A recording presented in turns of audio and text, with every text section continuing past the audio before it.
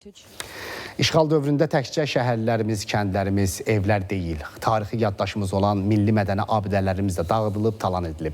Ağdam rayonunun Boyəhmədli kəndi ərazisində yerləşən Gavurqala qədim şəhər yeri də erməni vandalizminin qurbanına çevrilib.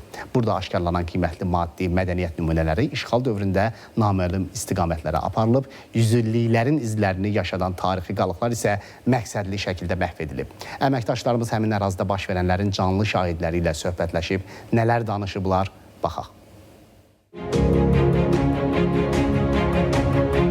1958-ci ildə Boyəhmədli kəndində aparılan arxeoloji qazıntılar zamanı tarixçiləri heyrətləndirən mühüm tapıntılar aşkar olunub. Arxeoloqlar burada eramızın 3-cü əsrindən 11-ci əsrinədək fasiləsiz yaşayışı əks etdirən 4 metr qalınlığında təbəqə müəyyən ediblər. Ağdaşdan inşa edilmiş Gavurqala kilsəsi isə həmin dövr memarlığının nadir incilərindən biri sayılır. Biz dayandığımız bu ərazi Gavurqala adlanır. Gavurqala şəhər tipli yaşayış məskənidir. Burada 3-cü əsrdən 10-15-ci əsrə qədər yaşayış olub.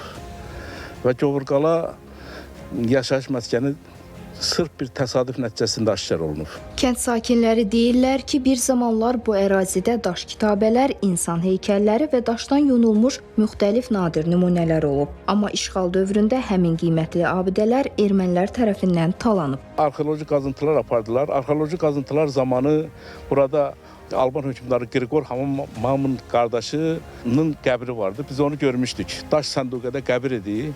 İndi ermənilər onu aparıblar.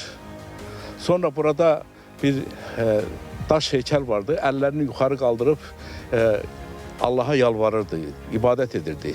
Onu da ermənilər qırıb aparıblar, yoxdur. Bugün isə torpaq altında gizlənən sirlər yenidən araşdırılacağı günü gözləyir. Tədqiqatçılar hesab edirlər ki, Gavurqalada yenidən geniş miqyaslı arxeoloji tədqiqatların aparılması Qafqaz Albaniyasının indiyədək qaranlıq qalan bir çox məqamlarına işıq sala bilər. Habil Aslanoğlu, Jalə Qəhrəman qızı, Ağdam, ATV xəbər.